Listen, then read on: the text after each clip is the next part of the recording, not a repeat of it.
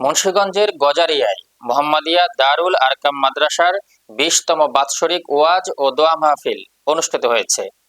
বিস্তারিত থাকছে S M Nasir উদ্দিনের প্রতিবেদনে।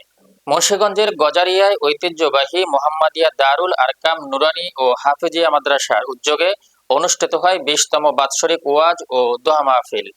শনিবার ও রবিবার 2 দিনব্যাপী আয়োজিত এই মাহফিল ধর্মীয় ভাব গাম্ভীর্য ও উৎসবমুখর পরিবেশে গভীর রজনী পর্যন্ত অনুষ্ঠিত হয়। এতে দেশবরেণ্য আলেম ও উলামায়ে কেরামগণ গুরুত্বপূর্ণ বয়ান পেশ করেন। মাহফিলে প্রধান বক্তা ছিলেন বাংলাদেশ খতমে নবুয়াত সংরক্ষণ কমিটির আমির আল্লামা আব্দুল হামিদ পীর সাহেব। বিশেষ বক্তা ছিলেন জামিয়া কাশিমিয়া উলুম মাদ্রাসার প্রতিষ্ঠাতা প্রিন্সিপাল ও আন্তর্জাতিক খ্যাতিসম্পন্ন বক্তা খতিবে বাংলা আল্লামা জুনায়েদ আল হাবিব। অনুষ্ঠানে প্রধান অতিথি হিসেবে উপস্থিত ছিলেন বাংলাদেশ জাতীয়তাবাদী দল বিএনপির কেন্দ্রীয় নির্বাহী কমিটির সমাজ কল্যাণ বিষয়ক সম্পাদক এবং মুন্সিগঞ্জ 3 আসনের মনোনীত প্রার্থী কামরুজ্জামান রতন। ওয়াজ ও দোয়া মাহফিলে সভাপতিত্ব করেন বিশিষ্ট সমাজসেবক ও দানবীর সজীব খান। অনুষ্ঠানের সার্বিক তত্ত্বাবধানে ছিলেন মাদ্রাসার সভাপতি ওসমান গনি এবং সাধারণ সম্পাদক এস এম নাসির উদ্দিন। মাহফিলের আশপাশের বিভিন্ন এলাকা থেকে আগত হাজার হাজার ধর্মপ্রাণ মুসল্লি অংশগ্রহণ করেন।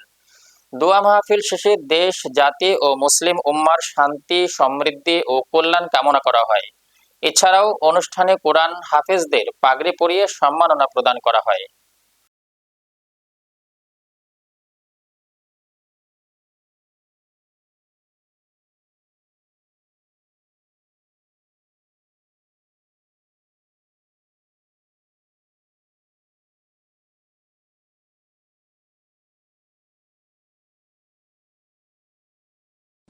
কালো টাকা সাদা, সমরাল্লাহ পাক বলছেন হালাল পন্থায় তুমি উপার্জন করেছো, আর এই টাকা দিয়ে দিবা 97.5 টাকা, সব তোমাকে পবিত্র করে দাও।